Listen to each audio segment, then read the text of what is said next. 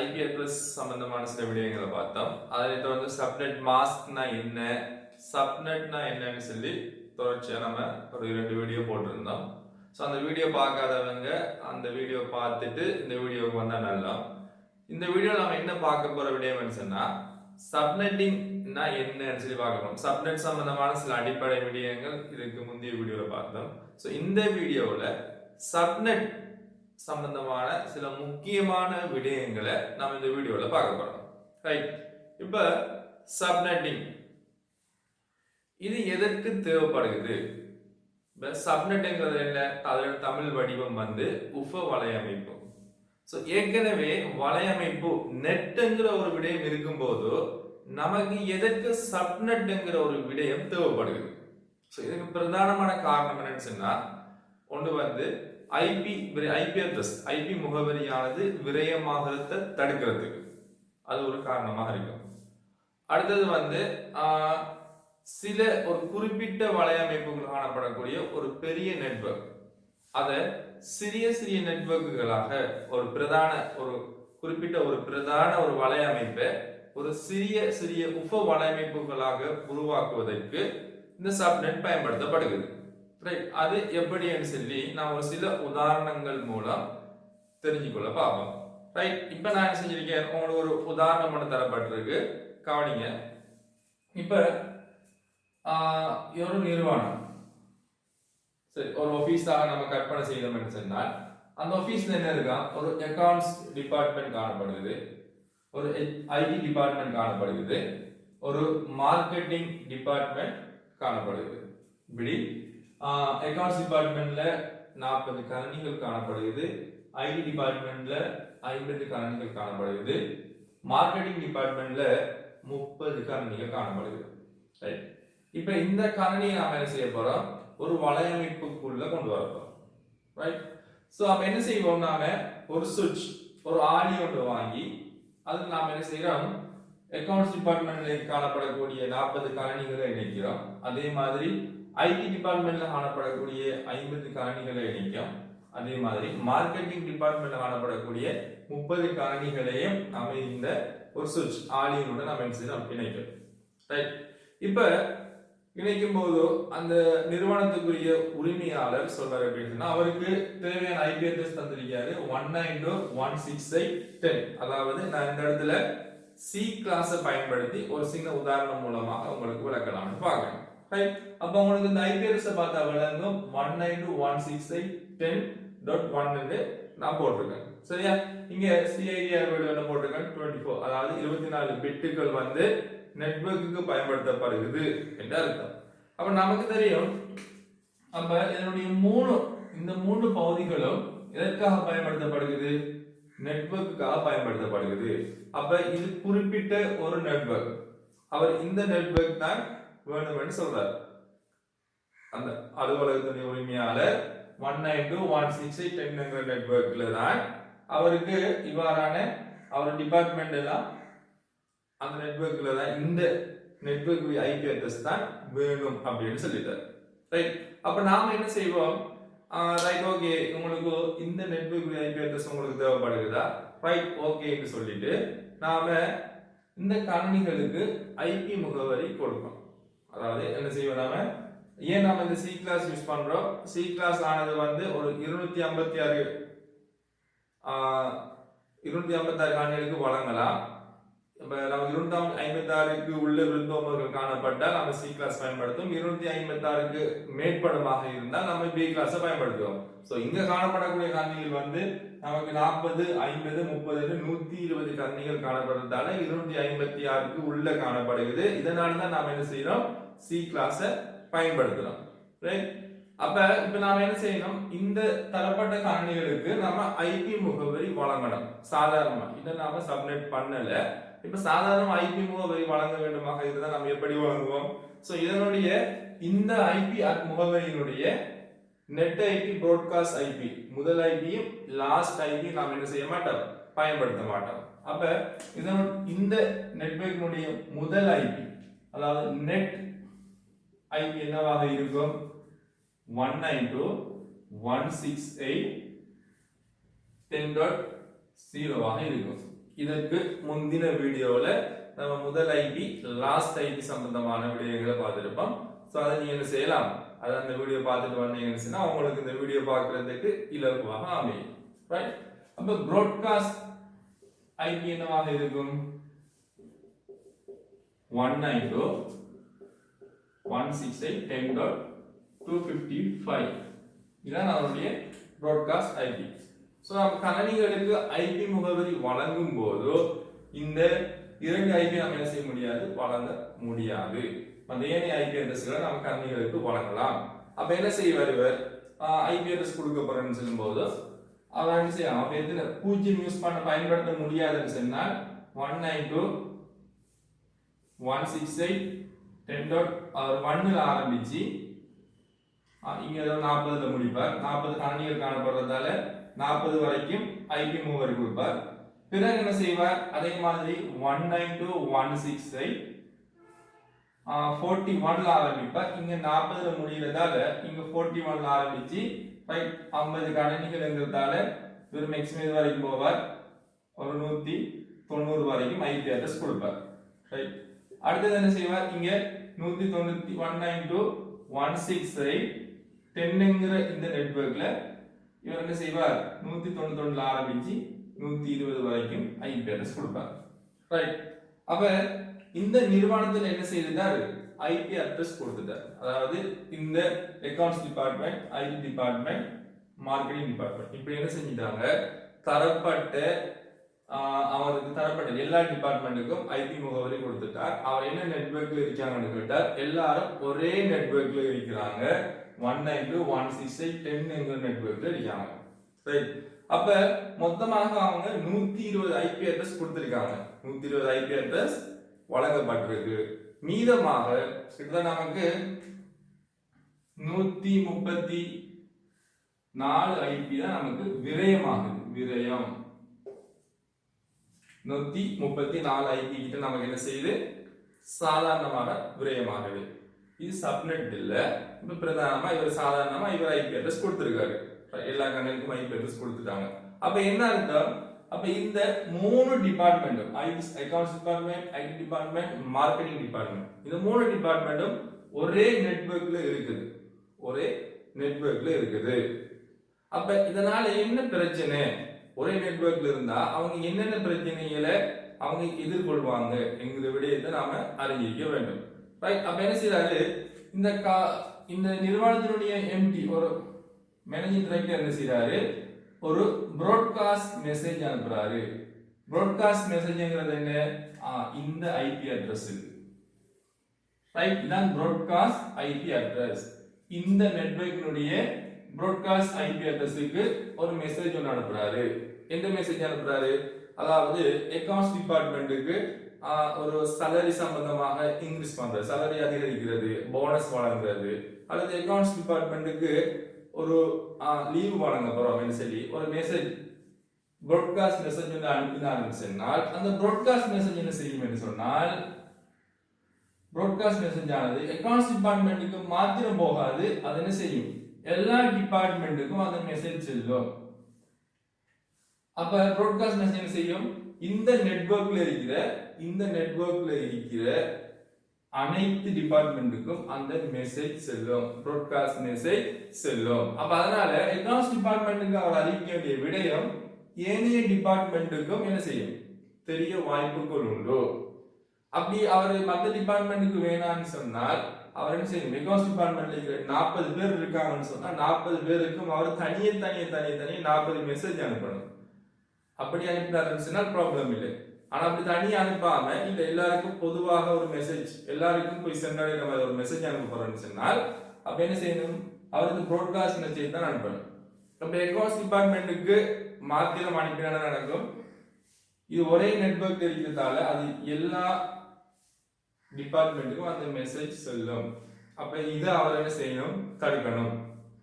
அதே மாதிரி வேற டிபார்ட்மெண்ட்ல இருக்கிற ஒருவங்க இன்டர்நெட்ல சில விடயங்களை அதிகமாக பார்க்கும்போது இன்டர்நெட்ல இருந்து என்ன செய்யும், சில அட்வர்டைஸ்மெண்ட் மெசேஜ்கள் வரும்.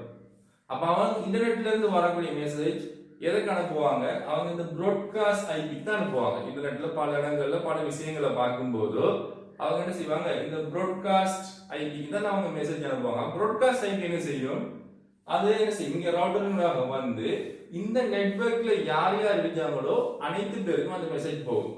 அதாவது அவர் குறிப்பிட்ட இந்த டிபார்ட்மெண்ட்ல இருக்கிறவர் தான் இன்டர்நெட்ல அதிகமாக யூஸ் பண்ணிருக்கார், நிறைய விடயங்களை பார்த்திருக்காருன்னு பார்ப்போம் வச்சுக்கோளும், ரைட்? அப்படி இருக்கும்போதோ அப்ப இவங்களோட இந்த டிபார்ட்மெண்ட்டுக்கு இவங்களுக்கு தேவையான தகவலோ அட்வர்டைஸ்மெண்ட் இவங்களுக்கு மட்டும் வராம ஏனைய டிபார்ட்மெண்ட்ல இருக்கிறவங்களையும் அந்த ப்ராட்காஸ்ட் மெசேஜ் பாதிக்கும்.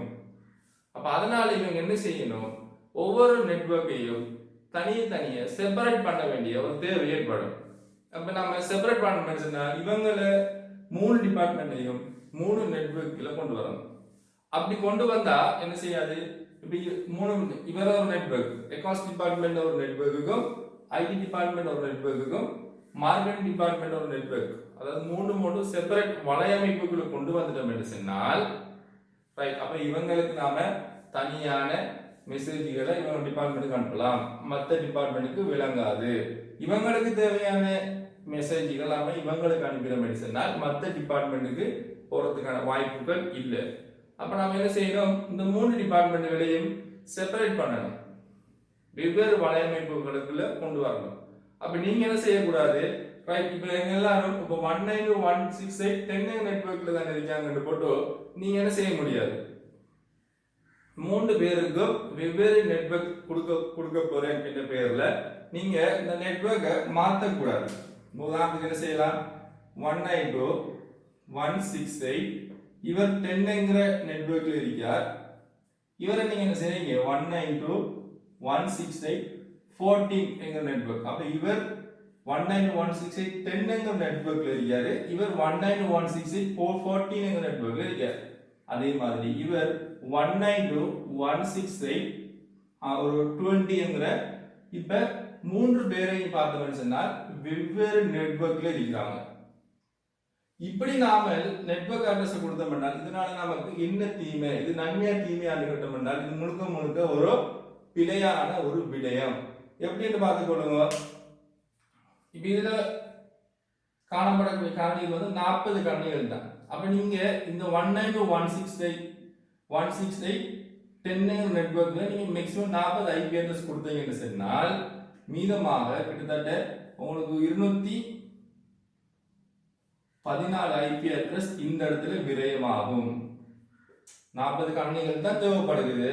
அப்ப இந்த நெட்வொர்க்ல 192.168.10ங்கிற இந்த நெட்வொர்க்ல நீங்க 40 காரணிகளுக்கு ஐபி முகவரி கொடுத்தீங்கன்னு சொன்னால் உங்களுக்கு என்ன செய்யும், மீதமாக 214 ஐபி விரயமாகும். சி கிளாஸ் மொத்தம் 256 ஐபிங்கிறதால 40 கொடுத்துட்டீங்கன்னு சொன்னால் மீதமாக உங்களுக்கு 214 ஐபி இங்க விரயமாகும். இந்த நெட்வொர்க் எடுத்துட்டீங்கன்னு சொன்னால் இவருக்கு 50 ஐபி கொடுத்துட்டீங்கன்னு சொன்னால் உங்களுக்கு என்ன 204 ஐபி விரயமாகும்.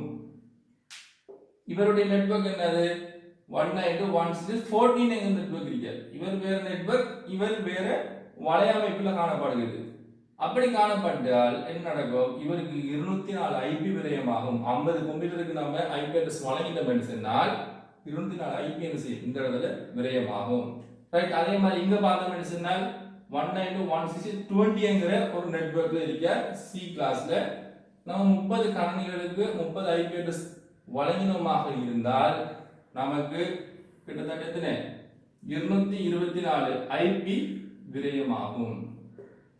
சோ மொத்தமாக பார்த்தோம் சொன்னால் கிட்டத்தட்ட இவ்வாறு நம்ம ஒரு கிட்டத்தட்ட உங்களுக்கு 640 ஐபி கிட்ட விரயமாகுது.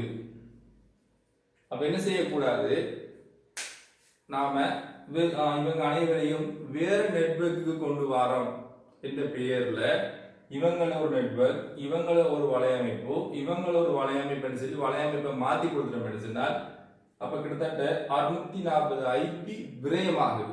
இப்ப சாதாரணமாக ஏற்கனவே இருந்த வலையமைப்புல பார்த்தோம்னா 134 ஐபி தான் விரயமாயிடுச்சு.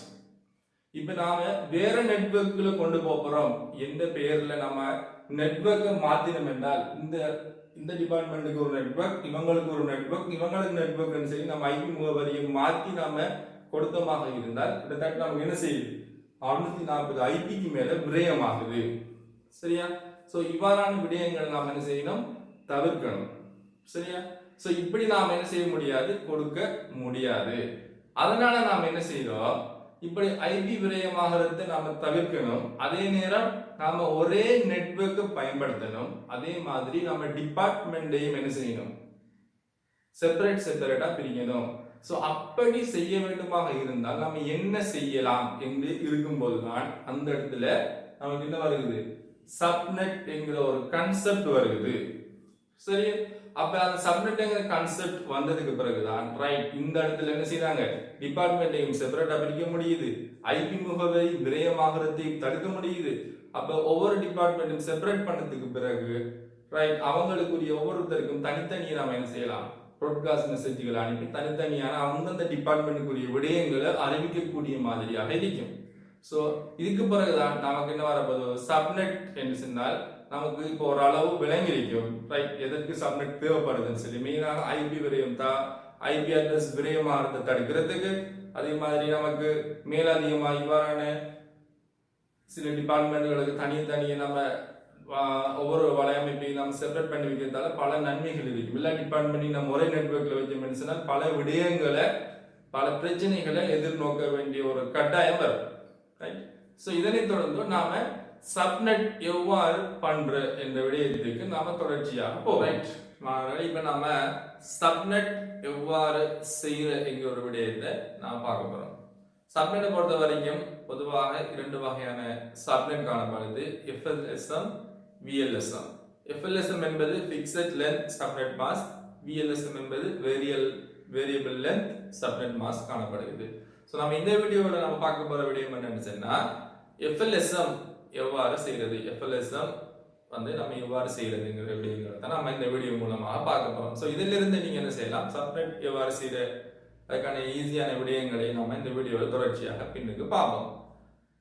இப்ப சப்நெட் பண்ணும்போது அதுக்கு ஒரு சிறிய ஃபார்முலா ஒன்று இருக்கு. அதாவது நீங்க சப்நெட் பண்ணணும்னா அதுக்குரிய ஒரு சிறிய ஃபார்முலா சமன்பாடு தான் 2n சமன் சப்நெட்.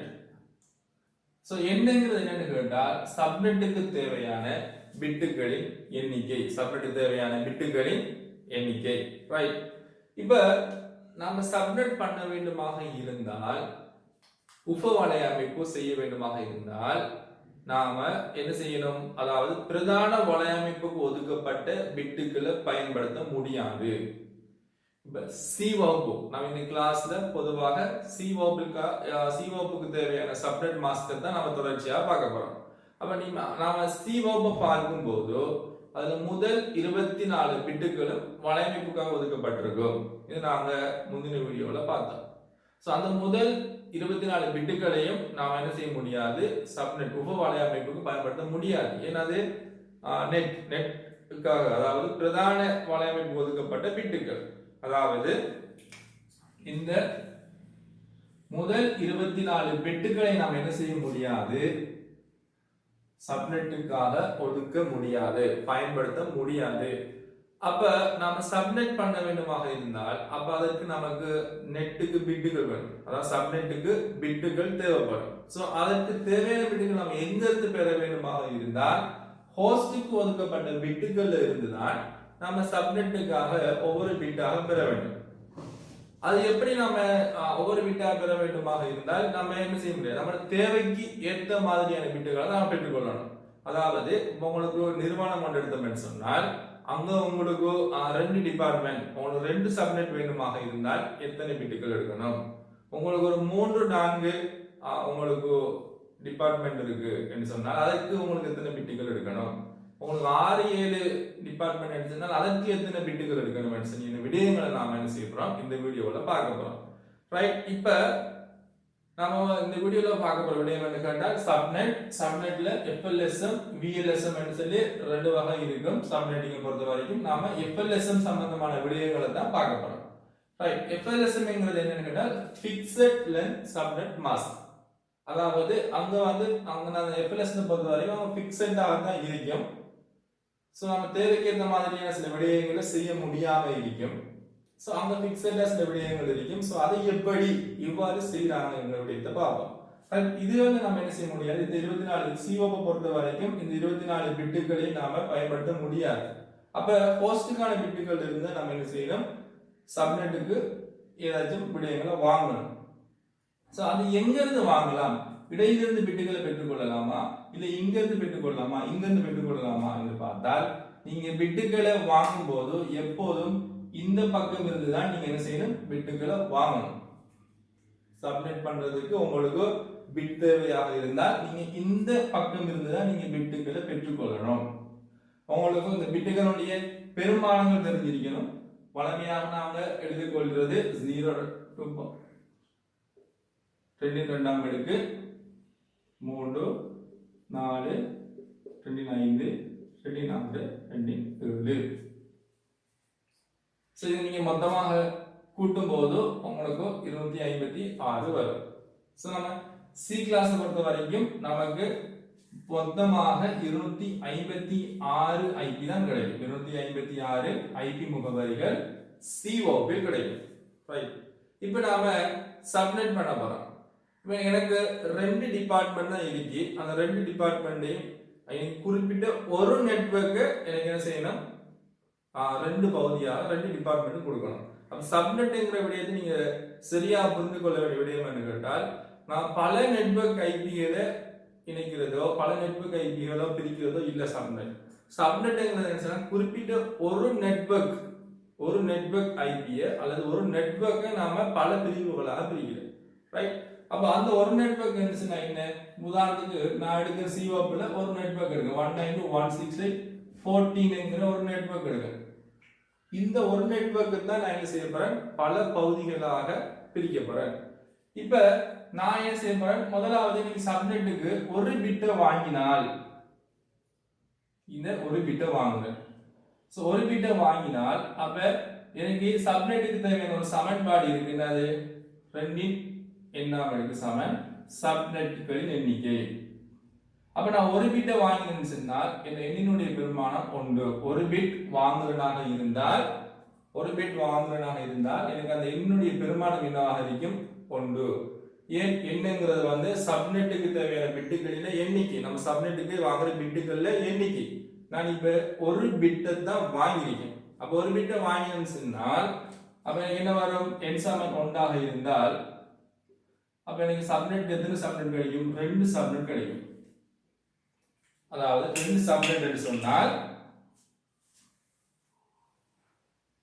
2 சப்நெட் என்று சொன்னால் நீங்க இந்த பகுதி நீங்க என்ன செய்யலாம், உங்களுக்கு கிடைச்ச 256 ஐபியை 2ஆக பிரிக்கலாம். 256 ஐபி 2ஆக பிரித்தீங்கன்னு சொன்னா இங்க 128 இங்க 128 இருக்கும்.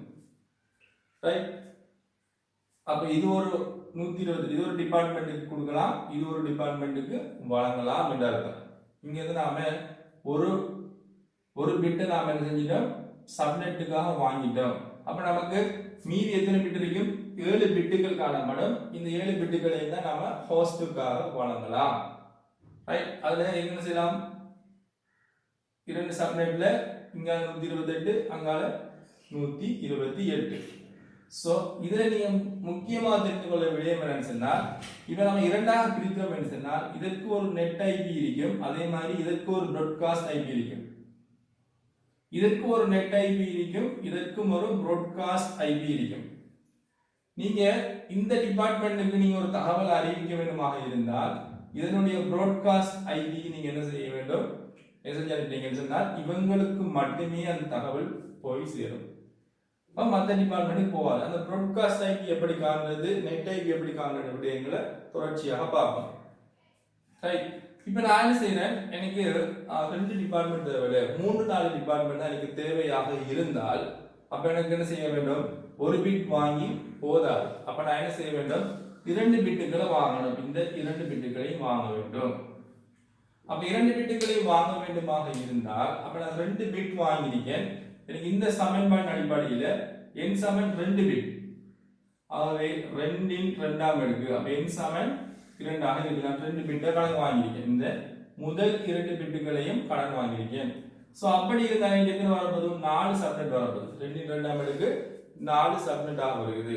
அப்ப என்ன செய்ய வேண்டும், 256 ஐபியை நாம 4ஆக பிரிக்கும், 4 சப்நெட்டாக பிரிக்கும் போது 64 64 64 64 சொல்லி இவ்வாறு 4ஆக பிரிக்கப்படும். ரைட், இப்போ நான் செய்ய போறேன். ஸோ எனக்கு 4 போதாது, எனக்கு இன்னும் ஒரு 5 6 7 சொல்லி எனக்கு பல டிபார்ட்மெண்ட்களாக பிரிக்க வேண்டும். அப்படியாக இருந்தால் நீங்க என்ன செய்ய வேண்டும், அப்ப உங்களுக்கு 2 பிட்டுகளை வாங்கியும் போதாது. அப்ப நீங்க என்ன செய்ய வேண்டும், இன்னும் ஒரு 3 பிட்டுகளை வாங்கணும். ஏன், நீங்க 2 பிட்டுகளை வாங்கினா உங்களுக்கு 4 சப்நெட் தான் கிடைக்கும். ஆனா நீங்க உங்களுக்கு 5 டிபார்ட்மெண்ட் 6 டிபார்ட்மெண்ட் தேவையாக இருந்தால் அப்ப உங்களுக்கு இது போதாது, 4 போதாது. அப்ப என்ன செய்ய வேண்டும், நீங்க எக்ஸ்ட்ராவா 3 பிட்டுகளை வாங்கணும். 3 பிட்டுகளை வாங்கினீங்கன்னு சொன்னா பிட்டுகளின் எண்ணிக்கை n சமன் 3 ஆக இருக்கும். n சமன் 3 ஆக இருக்கும். சோ நீங்க சமன்பாடுல n க்கு பதிலாக 3 போட்டீங்கன்னு சொன்னால் உங்களுக்கு 8 சப்நெட் கிடைக்கும். சோ 8 சப்நெட் ஆக இருந்தால் உங்களுக்கு கிடைத்த இருண்ட ஐபி நீங்க என்ன செய்ய வேண்டும், 8 ஆக பிரிக்கக்கூடிய மாதிரி இருக்கும். சோ அப்ப உங்களுக்கு 32 32 32 32 32 32 32 32 உங்களுக்கு 8 டிபார்ட்மெண்ட்கள். FLS பொறுத்த வரைக்கும் பிக்சட் 2 தான், 4 தான், 8 தான், அடுத்தது 16 அப்படி போகும். சோ உங்களுக்கு இடையில 5ஆ பிரிக்கணும் 4ஆ பிரிக்கணும் என்ற உங்களுக்கு விடயங்கள் தென்படுவதாக இருந்தால் நீங்க VLSM கான்செப்ட் படி தான் போகணும். ஆனா FLS பொறுத்த வரைக்கும் உங்களுக்கு 2 4 8 16 என்ற அடிப்படையில் தான் போகும். ரைட், அப்ப உங்களுக்கு இதுல இருந்து விளங்கலாம், உங்களுக்கு ஒரு பிட்டை வாங்கினால் எவ்வாறு கொடுக்கணும், 2 பிட்டை வாங்கினால் எவ்வாறு பிரியப்படும், 3 பிட்டை வாங்கினால் எவ்வாறு பிரியப்படும், 4 பிட்டை வாங்கினால் நாங்கள் எப்படி 16 16 சொல்லி அவ்வாறு பிரியப்படும் சொல்லி அப்ப உங்களுக்கு தொடர்ச்சியாக போகக்கூடிய மாதிரி இருக்கும். சோ அப்ப நாம என்ன செஞ்சோம், இந்த இடத்துல ஒரு பிட்டை கடன் வாங்கியிருக்கோம். ஒரு பிட்டை கடன் வாங்கினால் நமக்கு தெரியும் இவ்வாறு 2 பகுதிகளாக பிரிக்கப்படும். இங்க 2 பிட்டை கடன் வாங்கினீங்கன்னு சொன்னால் n சமன் 2 உங்களுக்கு 4 சப்நெட் கிடைக்கும். சோ ஒவ்வொரு சப்நெட்லயும் பொதுவா நமக்கு தெரியும் ஒரு நெட் அட்ரஸ், ஒரு ப்ராட்காஸ்ட் ஐபி, ஒரு நெட் ஐபி, ஒரு ப்ராட்காஸ்ட் ஐபி. சோ இந்த டிபார்ட்மெண்ட்டுக்கு நீங்க ஒரு தகவல் தெரிய வைக்க வேண்டுமாக இருந்தால் நீங்க இவருடைய ப்ராட்காஸ்ட் ஐபிக்கு அனுப்பினா போதும், இவருக்கு மாத்திரமே தகவல் தென்படும், மற்ற டிபார்ட்மெண்ட்டுக்கு எல்லாம் போகாது. ரைட், இப்போ உங்களுக்கு இதுல மேக்ஸிமம் வந்து 64 ஐபி தான் கிடைக்கும். நீங்க அந்த 64 ஐபிக்குள்ள தான் நீங்க கணினிகளை இணைக்கணும். ரைட், உங்களுக்கு இப்படி இதுல இப்படி நீங்க பிரிக்க வேண்டுமாக இருந்தால் ஒரு டிபார்ட்மெண்ட்டுக்குள்ள 32 ஐபிகள் தான் வழங்கலாம். சோ உங்களுக்கு மேற்மிச்சமாக 40 ஐபிகள் என்ன செய்ய முடியாது, வழங்க முடியாது. சோ அப்படியான சில பிரச்சனைகள் வரும்போது இப்ப 4ஆக பிரிக்கும் போது உங்களுக்கு ஒரு டிபார்ட்மெண்ட்டுக்கு 80 கணினிகள் வந்துட்டாக இருந்தால் அது நம்ம VLSM கான்செப்ட் மூலமாக தான் போகணும். FLSM கான்செப்டை பொறுத்த வரைக்கும் அது பிக்சட். இப்போ இதுக்கு 64 64 64 64 ஒரு டிபார்ட்மெண்ட்டுக்குள்ள ஒரு இந்த சப்நெட்டுக்குள்ள 64 ஐபி முகவரிகளை தான் கொடுக்கப்படும். அது 64 ஐபி முகவரியிலையும் ஒரு ஐபி நெட் ஐபியாகவும் ஒரு ஐபி ப்ராட்காஸ்ட் ஐபி பயன்படுத்தப்பட்டால் உங்களுக்கு மீதி 62 ஐபி தான் கிடைக்கும். அப்ப 62 ஐபி என்றால் 62 விருந்தோம்பர்கள் தான் நீங்க இணைக்கலாம். மேலதிகமாக 70 80 விருந்தோம்பர்களை நீங்க இதுக்குள்ள கொண்டு வர முடியாது. அப்படி கொண்டு வர வேண்டுமாக இருந்தால் நீங்க VLSM கான்செப்ட் படி தான் நீங்க போகணும். FLSM கான்செப்ட் பொறுத்த வரைக்கும் அது பிக்சடாக இவ்வாறு தான் பிரியும். சோ அதற்கு ஏற்ற மாதிரியான விடயங்களை தான் நீங்க தொடர்ச்சியாக செய்யணும். ரைட், அப்ப சப்நெட்ங்கிறது எப்படி, சோ இவ்வாறான விடயங்களை தான் நீங்க சப்நெட்டாக வழங்கணும். ரைட், இதற்கு பிறகு நீங்க சப்நெட் மாஸ்க் கட்டாயம் குறிப்பிட வேண்டும். சப்நெட் மாஸ்க் கட்டாயம் குறிப்பிட வேண்டுமாக இருந்தால் இதனுடைய பெருமானங்களை நீங்க எழுதி பாருங்க. 2.01 2.2 2 2ஆம் அடுக்கு 4 2 3ஆம் அடுக்கு 8 2 4ஆம் அடுக்கானது 16 32 64 128 ஆக இருக்கும். ரைட், இப்படி காணப்படும் போது இப்ப நீங்க சப்நெட் பண்ணும்போது கட்டாயமாக அதற்கு சப்நெட் மாஸ்கை நீங்க எழுத வேண்டி இருக்கும். அப்ப நீங்க என்ன செய்வீங்க, இது என்னவாக இருக்கும், COP பொறுத்த வரைக்கும் நீங்க சப்நெட் மாஸ்க் இதுக்கு முந்தைய வீடியோவில் நாம பார்த்திருக்கோம் 255.255.255 என்று கொடுத்திருக்கோம். சோ அதாவது முதல் 24 பிட்டுகளும் நெட்வொர்க்குக்காக ஒதுக்கப்பட்டிருக்கும் என்று கொடுத்திருக்கோம். ஸோ நீங்க சப்மிட் பண்ணப்பட்டதுக்கு பிறகு அதனுடைய சப்மிட் மாஸ்க் எழுதணும். நீங்க ஒரு பிட்டை நீங்க கடனாக பெற்றால், 2 சப்நெட் தான் பண்ண போறீங்க, ஒரு பிட்டை தான் கடனாக பெற்றால், அப்ப மத்த எல்லாமே கான்ஸ்டன்ட் இருந்தால் மத்த எல்லாம் 0. இந்த ஒரு பிட்டும் நீங்க நெட்வொர்க்குக்காக ஒதுக்கப்பட்டால் இதனுடைய பெருமானம் எத்தனை? 128. இதனுடைய பெருமானம் 128. சோ அப்ப நீங்க என்ன செய்ய போறீங்க? ஒரு பிட்டை கடனாக பெற்றால் அதனுடைய சப்நெட் மாஸ்க் இவ்வாறு இருக்கும். 255.255.255.128. நான் கேள்வி செய்யும் போது உங்களுக்கு தொடர்ச்சியாக வரும். நீங்க 2 பிட்டுகளை கடனாக பெற்றால் 255.255.255. 2 பிட்டுகளை பெற்றால் 2 பிட்டுகளை நீங்க கடனாக பெற்றால் உங்களுக்கு இது 2 பிட். அப்ப இரண்டையும் கூட்டணும். 128 64 இரண்டையும் கூட்டினீங்கன்னு சொன்னா 192. நீங்க 3 பிட்டுகளை பெற்றால் 255.255.255. 3 பிட்டுகள் என்றால் இந்த 3 பிட்டுகள். அப்ப 128 64 32. உங்களுக்கு எத்தனை கிடைக்குது? 223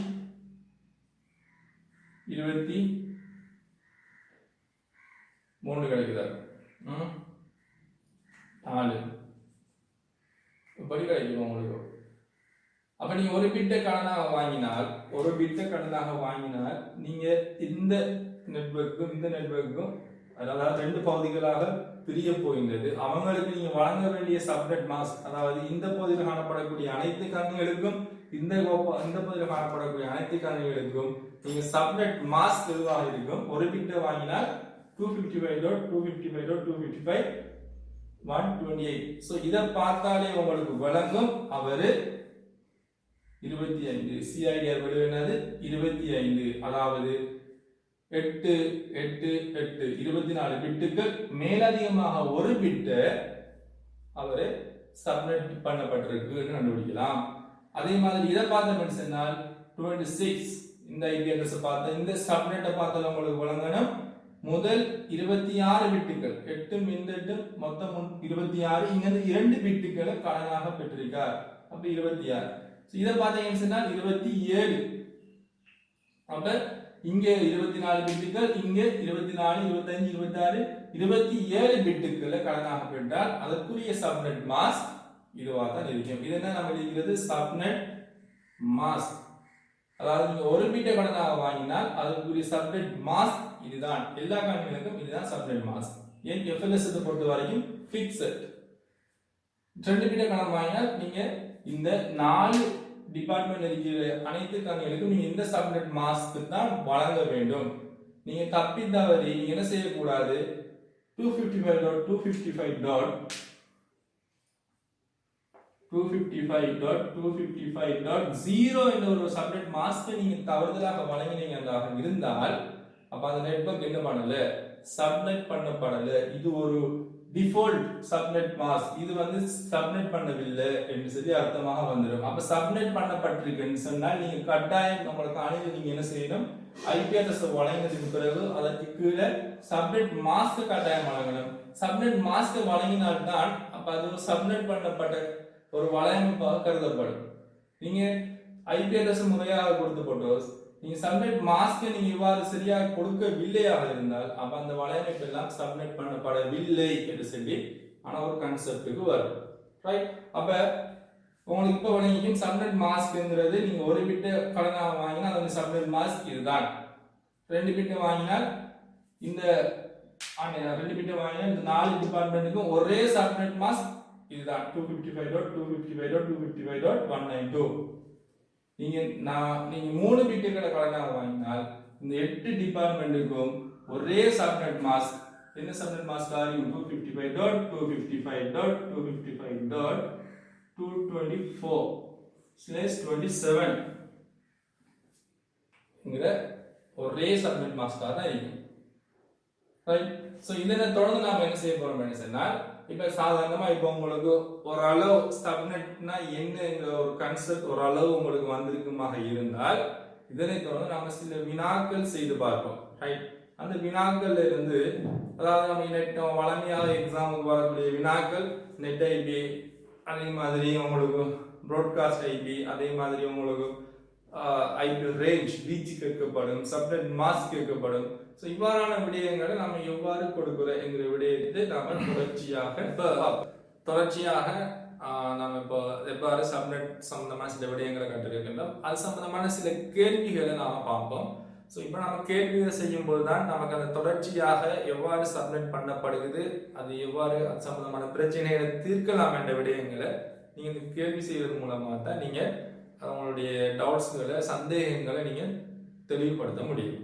ரைட், இப்போ நம்ம என்ன செய்ய போகிறோம், இப்போ ஒரு குறிப்பிட்ட ஒரு பாடசாலையை எடுத்துக்கொள்வோம். அந்த பாடசாலையில் ஒரு குறிப்பிட்ட ஒரு நெட்வொர்க் தந்திருக்கிறாங்க. அந்த ஒரு நெட்வொர்க்கை அவங்க என்ன செஞ்சிருக்காங்க, ஒரு வலையமைப்பை சில குறிப்பிட்ட ஒரு துணை வலையமைப்பாக செய்து தர சொல்லி உங்கள்கிட்ட சொல்லியிருக்காங்க. எங்களுக்கு இப்படி நீங்கள் சப்மிட் பண்ணித்தாங்க, எங்களுக்கு ஒரு நெட்வொர்க்கை தான் நீங்கள் சப்மிட்டாக பிரித்து தாங்கன்னு சொல்லி உங்கள்கிட்ட கேட்கப்பட்டிருக்கு. ஸோ அந்த விடயங்களை உங்களை நீங்கள் எவ்வாறு செய்வீங்கன்னு பார்ப்போம். ரைட், இப்போ வருவோம். ரைட், நம்ம FLSM அடிப்படையில் தான் நாம் இந்த விடயங்களை பார்க்க போகின்றோம். ஸோ இப்போ ஒரு ஸ்கூல் எடுத்தோம்னா அது ஆஃபீஸில் 40 கணினிகள் காணப்படுதுன்னா, ஐடியில் எடுத்தோம்னா அதனுடைய 60 கணினிகள் காணப்படுகிறது. லைப்ரரி எடுத்தோம் என்றால் அதில் 30 கணினிகள் காணப்படுகிறது. அப்போ நமக்கு சப்நெட் வந்து நமக்கு இவ்வாறு இதுக்கு பண்ண வேண்டிய ஒரு தேவை இருக்கு. ரைட், அப்போ சப்மிட் பண்ணணும்னு சொன்னால் நம்ம பிரதான நெட்வொர்க் 24 பிட்டுகள் இருக்கு, இதை நாம் ஒன்றும் செய்ய முடியாது. சப்மிட் பண்ண வேண்டுமாக இருந்தால் நம்ம ஹோஸ்ட்டுக்கு ஒதுக்கப்பட்ட பிட்டுகள் இருந்து தான் நாங்கள் பெற வேண்டும். ரைட், இப்போ நான் உங்களுக்கு ஏற்கனவே இதுக்கு தொடர்ச்சியாக சொன்னேன், ஒரு பிட்டை நாம் பெறுவோமாக இருந்தால் ஒரு பிட், இதனுடைய ஒரு பிட்டை நாம் இந்த ஒரு பிட்டை பெறுவோமாக இருந்தால் n சமன் 1. ஸோ 2 ஓராம் அடுக்கு எனக்கு 2 சப்நெட் தான் கிடைக்கும். எத்தனை கிடைக்கும்? 2 சப்நெட் தான் எனக்கு கிடைக்கும். ஒரு பிட்டை நான் வாங்கினேனாக இருந்தால் ஹோஸ்டுக்கு ஒதுக்கப்பட்ட பிட்டுகள் இருந்து ஒரு பிட்டை தான் நான் சப்நெட்டுக்காக வாங்கினாக இருந்தால் எனக்கு 2 சப்நெட் தான் கிடைக்கும். 2 சப்நெட் இங்க வந்து பார்த்தோம்னா நமக்கு 3 டிபார்ட்மெண்ட் இருக்கு. அப்ப 2 சப்நெட் நமக்கு போதாது. மேலதிகமாக நம்ம இன்னொரு பிட்டை வாங்க வேண்டி இருக்கும். ரைட், அப்ப நான் என்ன செய்யறேன், இந்த 2 பிட்டுகளை வாங்குறேன். ஸோ அப்ப 2 பிட்டுகளை வாங்குறதால அப்ப எனக்கு என்ன வரும், n சமன் 2 ஆக இருந்தால் இந்த 2 2ஆம் அடுக்கு எனக்கு 4 சப்நெட் கிடைக்கும். 4 சப்நெட் கிடைக்கும். ரைட், அப்ப எனக்கு 4 சப்நெட் கிடைக்குமாக இருந்தால் அதை நான் என்ன செய்யலாம், 3 டிபார்ட்மெண்ட் கொடுக்கலாம். 4 சப்நெட். அப்ப எனக்கு 4 சப்நெட் எவ்வாறு கிடைக்கும், 64, ஒரு டிபார்ட்மெண்ட்டுக்கு 64 ஐபி, இன்னொரு டிபார்ட்மெண்ட்டுக்கு 64 ஐபி, இன்னொரு டிபார்ட்மெண்ட்டுக்கு 64 ஐபி, இன்னொரு டிபார்ட்மெண்ட்டுக்கு 64 ஐபி. ஸோ நான் 3 டிபார்ட்மெண்ட்டுக்கும் நான் கொடுத்துலாம். ஆனால் ஒரு டிபார்ட்மெண்ட் அங்கே எஞ்சி இருக்கத்தான் செய்யும், அதை நம்மளால் ஒன்றும் செய்ய முடியாது. FLSM அடிப்படையில் நம்ம இவ்வாறு 4ஆக பிரித்தால் அது ஃபிக்ஸட். நீங்கள் மேலதிகமாக ஒரு டிபார்ட்மெண்ட் வந்தால் அதை நீங்கள் கொடுத்துக்கொள்ளலாம். ஸோ நம்ம 3 டிபார்ட்மெண்ட்டுக்கு நாம் கொடுக்கலாம். ரைட், நமக்கு நான் ஏற்கனவே உங்களுக்கு முன்கூட்டியே சொல்லியிருக்கேன், ஒவ்வொரு டிபார்ட்மெண்ட்டுக்கும் ஒரு ப்ராட்காஸ்ட் ஐபி இருக்கும், ஒரு நெட் ஐபி இருக்கும். ஸோ இப்போ உங்களுக்கு கேள்வியில் தரப்பட்ட விடயம் என்னன்னு சொன்னால் நீங்கள் நெட் ஐபி எழுதணும், வலையமைப்பு ஒதுக்கப்பட்ட ஐபி, ப்ராட்காஸ்ட் ஐபி, அதே மாதிரி உங்களுக்கு ஐபி பீச் எழுதணும், அடுத்தது சப்நெட் மாஸ்க் நீங்க எழுதணும் என்று கேட்கப்பட்டிருக்கு. ரைட், உங்களுக்கு நான் முதலாவது எவ்வாறு எழுதுற இலகுவான விடயத்தை பார்ப்போம். அதாவது ஆஃபீஸ்ல 40 கணினிகள் காணப்படுகிறது. அடுத்து நம்ம பார்ப்போம் ஐடி லேப், அதுல 60 கணினிகள் காணப்படுகிறது. லைப்ரரி, அதுல 30 கணினிகள் காணப்படுகிறது. நீங்க எவ்வாறு தரப்பட்டாலும் பிரச்சனை இல்லை. இப்ப நான் உங்களுக்கு முதலாவது நீங்க எழுத வேண்டிய விடயம் என்னன்னு சொன்னால், நீங்க இந்த அட்டவணையை பூர்ணப்படுத்தணும். எவ்வாறு இலகுவான விதத்துல பூர்ணப்படுத்தணும், முதலாவது நீங்க என்ன செய்யுங்க, சப்நெட்டை இலகுவா எழுதி முடித்துக்கலாம்.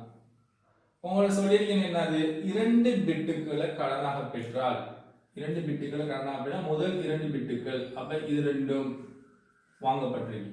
அப்ப ஏற்கனவே 255.c கிளாஸுக்கு நாம் எழுதிருப்போம். 250 சப்நெட் மாஸ்க் 255 டாட், இதுல 2 பிட்டுகளை நெட்வொர்க்கா ஒதுக்கப்பட்டிருக்கு.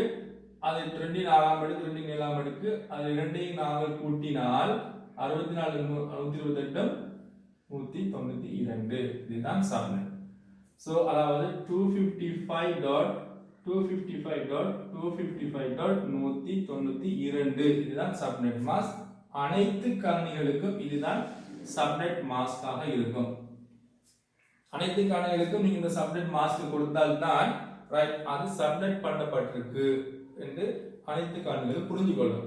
நீங்க சப்நெட் மாஸ்க் கொடுக்கவில்லையாக இருந்தால் அங்க நீங்க சப்நெட் பண்ணதுல எந்த ஒரு பிரயோஜனமும் காணப்பட மாட்டாது. ரைட், அப்புறம் நமக்கு சப்நெட் மாஸ்க் இலகுவாக எழுதிட்டோம். ரைட், அடுத்து நாம் பார்ப்போம் நெட் ஐபி எவ்வாறு எழுதுறது. 64 64 64 64 இருந்தால் ரைட், இப்போ ஆபீஸுக்கு தான் நாம என்ன செய்ய போறோம், முதல்ல ஆரம்பிக்க போறோமாக இருந்தால் நெட் ஐபி என்னவாக இருக்கும், இந்த நெட்வொர்க் தான் அவங்க இருக்காங்க, இந்த நெட்வொர்க் தான் அவங்க விரும்புறாங்க, இதுதான் அவங்க விரும்புறாங்களாக இருந்தால் இந்த நெட்வொர்க்கினுடைய முதல் ஐபி என்னவாக இருக்கும், முதல் ஐபி ஆனது என்னவாக இருக்கும் 192.168.20 என்ற நெட்வொர்க்கினுடைய முதல் ஐபி 0. அது தெரியும், முதல் ஐபி 0ஆக இருக்கும். சோ அப்ப நாம என்ன செஞ்சிட்டோம், இதை நாம ஆபீஸுக்காக இருந்தால் முதல் ஐபி 0ல ஆரம்பிக்கும். சோ அடுத்தது நாம என்ன செய்யணும், 64 ஐபி தான் கொடுக்கலாம். FLS 4 அப்படிங்க 64 ஐபி தான் கொடுக்கலாம். அப்ப நீங்க என்ன செய்வீங்க, இந்த ஐபியை விட 64 கூட்டுங்க. 64 கூட்டினோம்னு சொன்னால் 192.168.20 நெட்வொர்க்ல 64 கூட்டினோம்னு சொன்னால் 64. அப்ப ஐபி லேபினுடைய இதுதான் நெட் ஐபி. இதுல இருந்து நீங்க என்ன செய்யலாம், 64 கூட்டலாம். 192.168.20 64 கூட்டினீங்கன்னு சொன்னா 128. சோ 3 டிபார்ட்மெண்ட்டுக்கு நாம இவரை கொடுத்துட்டோம். நீங்க மேலதிகமாக நாம என்ன செய்யலாம், நீங்க அடுத்தது ஒரு இதனுடைய நீங்க 64 கூட்டினீங்கன்னு சொன்னா 192.1 4 டிபார்ட்மெண்ட் 20.192 போகும். ரைட், இவ்வாறு உங்களுக்கு தொடர்ச்சியாக நமக்கு 3 டிபார்ட்மெண்ட் தான் கேட்டிருக்காங்க. ஸோ 4வது டிபார்ட்மெண்ட் நமக்கு தேவையில்லை. ரைட், அப்ப நம்ம நெட் ஐபி எழுதிட்டோம், 0 64 64 எழுதிட்டோம். இதே மாதிரி உங்களுக்கு 3 வீட்டை கணக்காக பெற்றால் 0 32 32 கூட்டிட்டு போனீங்கன்னா உங்களுக்கு இலகுவாக முடிஞ்சிடும். ப்ராட்காஸ்ட் ஐபி எவ்வாறு எழுதலாம் என்றால் 2 விதத்தில் எழுதலாம். ஒன்று நீங்க 0.64 கூட்டினீங்கன்னு சொன்னால் லாஸ்ட் ஐபி எழுதலாம். அப்படி இல்லைன்னா உங்களுக்கு இலகுவான மெத்தட் என்னடா, இந்த ஐபியினுடைய முதல் ஐபி எழுதணும். ஒன்று எழுதி காட்டுற பாருங்க அப்படின்னு சொன்னா 192.168.20 இதனுடைய முதல் ஐபி என்னவா இருக்கும், 63ஆக இருக்கும். இதுக்கு முதல் முந்தினது 64 முந்தியது 63ஆக இருக்கும். அப்ப இதனுடைய ப்ராட்காஸ்ட் ஐபி எழுதணும் என்றால் இந்த ஐபிக்கு முந்தினது என்னவாக இருக்கும் 192.168.20.127. ரைட், நான் 4வது இதுக்கு எழுதினது உங்களுக்கு இப்ப வழங்கியிருக்கேன். இப்ப இதற்கு முந்தினது அதாவது 192.168.20 நெட்வொர்க்கினுடைய 192க்கு முந்தியது 191. ரைட், சோ இந்த ஐபி நம்ம என்ன செய்ய முடியாது, கணினிகளுக்கு வழங்க முடியாது. சோ நீங்க என்ன செய்யக்கூடாது, இந்த டிபார்ட்மெண்ட்ல நீங்க ஒரு கணினிக்கு என்ன செய்யக்கூடாது, 192.168.20.63 ஐபி நீங்க கொடுக்க முடியாது. ஏன்னா அவங்களுடைய ப்ராட்காஸ்ட் ஐபி, இந்த ப்ராட்காஸ்ட் ஐபிக்கு தான் அவங்க இந்த டிபார்ட்மெண்ட்டுக்கு ஏதாச்சும் மெசேஜ் ஏதாச்சும் தகவலை சொல்ல வேண்டுமாக இருந்தால் அவங்க இந்த ப்ராட்காஸ்ட் ஐபிக்கு தான் அனுப்ப வேண்டும். இதை நீங்க எந்த கணினிக்கும் கொடுக்க முடியாது. அப்ப ரேஞ்சுங்கிறது இந்த 2 ஐபிக்கும் இடைப்பட்டது. அப்ப 0 என்கிற ஒரு விடயத்தை நம்மளால கொடுக்க முடியாது. அப்ப நம்ம 0 என்கிற ஒரு விடயத்தை கொடுக்க முடியாதாக இருந்தால் அப்ப அடுத்து என்ன கொடுப்போம், 192.168.20ல 1ல ஆரம்பிச்சு 63 நம்மளால கொடுக்க முடியாது கணினிகளுக்கு. அப்ப நம்ம என்ன கொடுக்கலாம், 62 கொடுக்கலாம். 192.168.20.62 கொடுக்கலாம். இது ஒரு ரேஞ்ச். சோ இத பாப்போம். 64ங்கிற நெட் ஐபி கொடுக்க முடியாது. அப்ப நம்ம இதுக்கு அடுத்து தான் கொடுத்திருப்போம் 192.168.20 நெட்வொர்க்ல 65ல ஆரம்பித்து 192.168.20. 27 கொடுக்க முடியாது, ப்ராட்காஸ்டுக்கு வாங்கிட்டோம். ஸோ என்ன செய்யலாம், 26 வரைக்கும் போகலாம். இது இதனுடைய ரேஞ்ச். இதை பார்த்தோம்னு சொன்னா 128 கொடுக்க முடியாது. அப்ப 129 தான் நம்ம கணிக்க ஆரம்பிக்கணும். 192 168 20 டாட் 129ல ஆரம்பிச்சு இதுவரை கொடுக்கலாம். 192 168 20 டாட் 190 வரைக்கும் தான் கொடுக்கலாம். 90 வரைக்கும் தான் நம்ம ஐக்கு ரேஞ்சை கொடுக்கலாம். ரைட். ஸோ FLSM அடிப்படையில் நீங்க சப்மிட் பண்ண போனீங்கன்னு சொன்னால் இவ்வாறு தான் நீங்க வழங்க வேண்டும். ஸோ இது எல்லாத்துக்கும் நாம் ஒதுக்கின பிட் 2 பிட் தான், அதாவது 26/26/26 அது 26 பிட்டுகளை நாங்கள் நெட்வொர்க்குக்காக ஒதுக்கிட்டோம். ஸோ இது அடிப்படையில் நீங்க என்ன செய்யலாம், இந்த மாதிரியான விடயங்கள் தான் உங்களுக்கு எக்ஸாமுக்கு கேள்வியாக அணுகப்படுகிறது. ரைட். ஸோ இதுல இருந்து நாம என்ன செய்யலாம், தொடர்ச்சியாக நீங்க இந்த மாதிரியான விடயங்களை கவனித்துக் கொண்டு இப்ப நாம படித்தது என்னது, சி கிளாஸுக்குரிய சப்நெட் சம்பந்தமான விடயங்களை தான் பார்த்தோம். ஸோ இதனை தொடர்ந்து நீங்க என்ன செய்யலாம், பி கிளாஸுக்கு சப்நெட்டான விடயங்கள், ஏ கிளாஸுக்கு சப்நெட்டான விடயங்கள். உங்களுக்கு சி கிளாஸ் ஏதோ ஏ கிளாஸ் இருந்தாலும் சரி, சி கிளாஸ் இருந்தாலும் சரி, பி கிளாஸ் இருந்தாலும் சரி, ஏதோ ஒரு வகுப்பினுடைய சப்நெட் சம்பந்தமான விடயங்கள் உங்களுக்கு தெளிவாக விளங்குமாக இருந்தால் நாங்க மற்ற வகுப்புகளுடைய ஐபி அட்ரஸ்களையும் சப்நெட்டுகளையும் இலகுவாக தீர்க்கக்கூடிய மாதிரியாக இருக்கும். ஸோ இது அவங்களுக்கு ஒரு சின்ன ஒரு உதாரணங்கள் செய்தேன். நீங்க இந்த அடிப்படையில் நீங்க என்ன செய்து பாருங்க, உங்களோட கணினிகள் உங்களுக்கு கடந்த கால வினாக்கள் சம்பந்தமான விடயங்களை நீங்க எடுத்து செய்து பாருங்க, உங்களுக்கு மிக இலகுவாக அமையும். ரைட். உங்களுக்கு ஒரு சப்நெட் தரப்பட்டதாக இருந்தாலும் நீங்க என்ன செய்யலாம், அதுல இருந்து நீங்க ரைட் சப்நெட் உங்களுக்கு 192 ஒரு சப்நெட் தரப்பட்டால் உங்களுக்கு டக்குனு விளங்கும் 2 பிட்டுகளை கணனாக பெற்றிருக்காங்க என்று உங்களுக்கு விளங்கும். அதனுடைய சிஐடிஆர் வேல்யூ 26 என்று தெரியும் உங்களுக்கு. ரைட். அப்போ உங்களுக்கு ஒரு ஐபி முகவரி தராங்க. இந்த மாதிரியான ஒரு ஐபி முகவரி உங்களுக்கு தரப்படுகிறது. 192.168.20.10 ஒரு ஐபி ஒரு கணினிக்கு வழங்கியிருக்காங்க. ஆனால் /26 அல்லது 27 என்று தரப்படுகிறது. அப்ப நீங்க உடனே வழங்கணும் என்னது, ரைட், இது ஒரு சி கிளாஸ், இங்க சிஐடிஆர் வேல்யூ வந்து 27 தரப்பட்டிருக்குன்னு சொன்னால் அப்ப இது ஏதோ ஒரு சப்நெட் பண்ணப்பட்ட ஐபி அட்ரஸ். அப்ப இதனுடைய உங்களுக்கு என்ன தெரிஞ்சுக்கணும், சப்நெட் மாஸ்க் எடுத்து தெரிஞ்சிருக்கணும். அப்ப முதல் சி கிளாஸை பொறுத்த வரைக்கும் முதல் 3 பரவாயில்லை, 255.255.255 எழுதிருப்பீங்க. ஆனால் இங்க என்ன செஞ்சிருக்காங்க, அப்ப முதல் 24 பிட்டுகளும் ஓகே, மேலதிகமாக 3 பிட்டுகள் வாங்கப்பட்டிருக்குன்னு சொல்லி நமக்கு இந்த சிஐடிஆர் வேல்யூவை பார்த்தா தெரியும். அப்ப சப்நெட் மாஸ்க் எவ்வாறாக இருக்கும், முதல் 3 பிட்டுகள் வேண்டால் இந்த 3 பிட்டுகள், அப்ப இது 3ஐயும் நீங்க கூட்டணும். கூட்டினால் உங்களுக்கு எப்படி வரும், 224 என்று வரும். இதான் இதனுடைய சப்நெட் மாஸ்க், சப்நெட் மாஸ்காக இருக்கும். ஸோ இவ்வாறு உங்களுக்கு ஐபி முகவரி கணினி ஐபி முகவரி தரப்பட்டு அந்த சிஐடிஆர் தரப்படும் அந்த சப்நெட் மாஸ்க் இலகுவாக எழுதலாம். இது ஏ கிளாஸாக இருந்தாலும் சரி, பி கிளாஸாக இருந்தாலும் சரி, இலகுவாக எழுதலாம். ஸோ உங்களுக்கு இனி தொடர்ச்சியான வீடியோக்கள் உங்களுக்கு மேலதிகமாக சப்நெட் சம்பந்தமான சில விடயங்கள் உங்களுக்கு தேவையாக இருந்தால் நீங்கள் எனக்கு கமெண்ட்ஸில் நீங்கள் குறிப்பிடுங்க. எங்களுக்கு மேலதிகமாக சப்நெட் சம்பந்தமான சில விடயங்கள் சில சந்தேகங்கள் இருந்தால் அதை நீங்கள் குறிப்பிட்டீங்கன்னு சொன்னால் நான் அதை செய்வேன், உங்களுக்கு அதுக்கான விடயங்களை போடுறதுக்கு பார்ப்பேன்.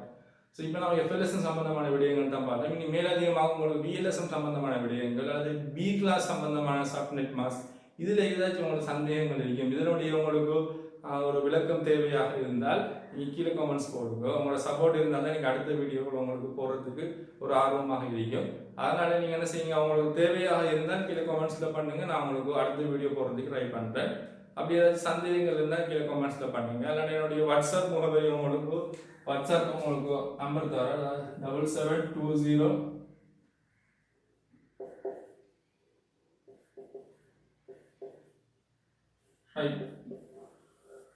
இந்த வாட்ஸ்அப் நம்பர் 10730966 என்னுடைய வாட்ஸ்அப் நம்பரை நீங்க தெரிவிச்சிங்க. உங்களுக்கு பாஸ்போர்ட் சம்பந்தமான விடயங்கள்லையோ உங்களுக்கு இப்போ நான் படித்த விடயங்கள் ஏதாச்சும் சில விடயங்கள் உங்களுக்கு சந்தேகமாக இருந்தால் அதை நீங்கள் வாட்ஸ்அப் நம்பருக்கு நீங்கள் என்ன செய்யலாம் அனுப்பலாம், நான் உங்களுக்கு அதை தெளிவுபடுத்துவேன். இல்லைன்னா நீங்கள் யூடியூப்ஸில் நீங்கள் கீழே கமெண்ட்ஸில் கூட என்ன செய்யலாம், அவங்க சந்தேகமான விடயங்களை போடலாம்.